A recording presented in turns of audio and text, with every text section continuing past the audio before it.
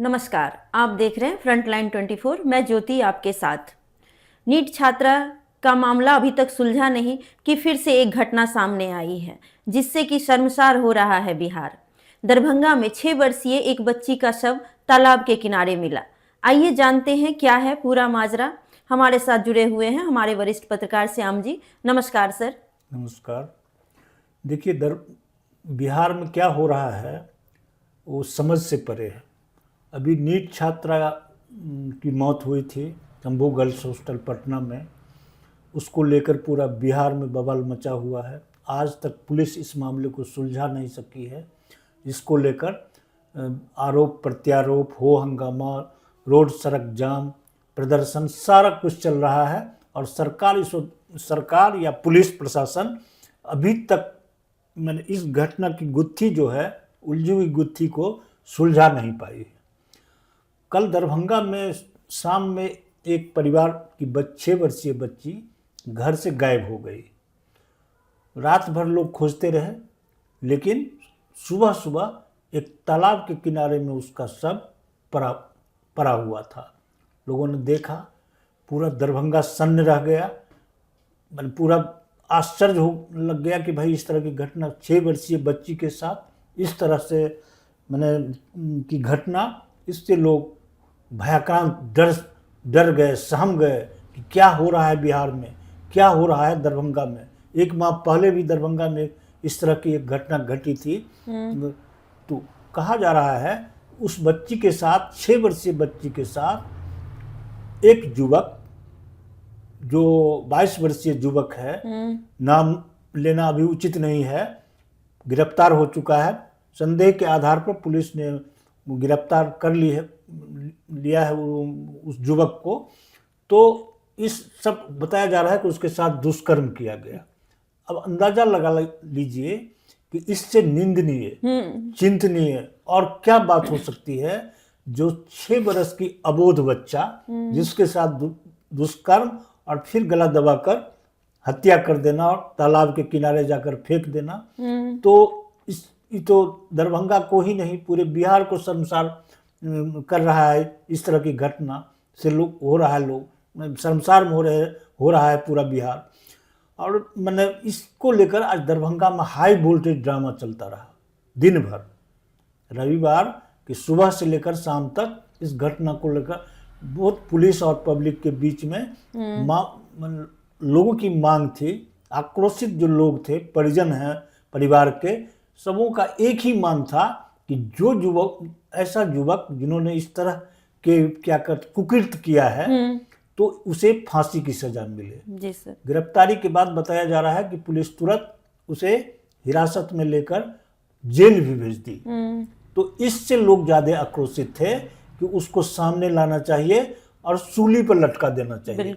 ऐसे जो इस तरह के कांड को अंजाम देने वाला जो भी व्यक्ति हो, वो हैवानियत किया है।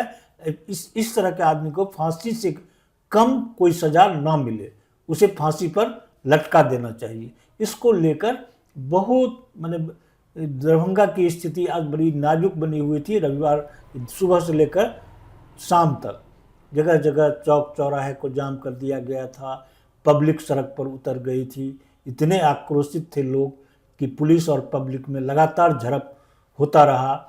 और दरभंगा लग रहा था कि दरभंगा में ऐसी स्थिति बन गई थी कि जिसका बयां करना सही लगता है कि कैसे इसका बयां किया जाए, इतने आक्रोशित थे वहाँ लोग। इससे पहले भी दरभंगा के लहरियासराय में एक बच्चा जो स्कूल में पढ़ता था, हॉस्टल में रहता था,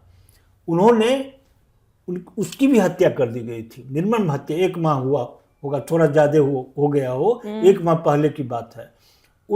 उसके बारे में कहा जाता है कि स्कूल के जो डायरेक्टर हैं और एक शिक्षिका है या जो भी है, महिला कर्मचारी जो भी थी, उनके साथ कुछ गलत करते हुए वो लड़का ने देख लिया था। अच्छा। तो उसके एवज में कि यह कहीं बोले नहीं, कहीं और जाकर खुलासा न करे, तो स्कूल का और हॉस्टल का माहौल खराब होगा, तो उसको गला दबाकर मार दिया गया।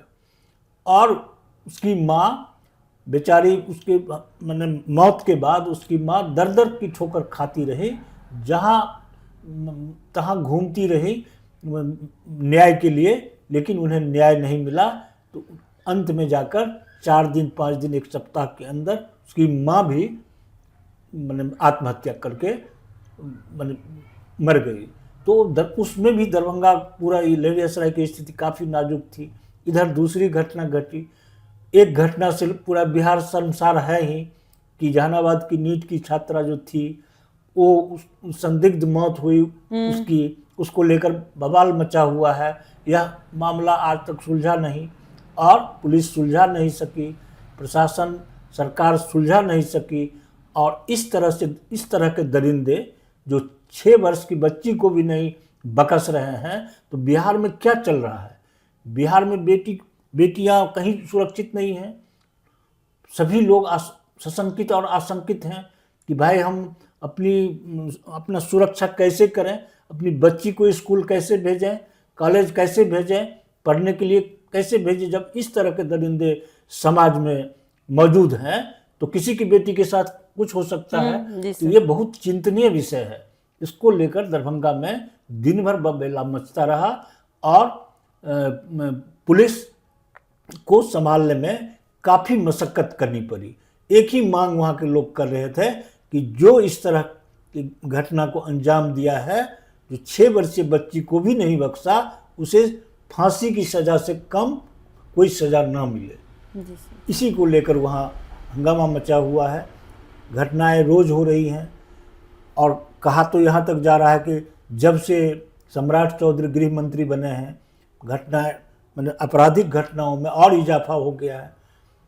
मधुबनी की बात लीजिए, मधुबनी में कोई दिन ऐसा नहीं है कि कोई इस तरह की घटना नहीं घटती है।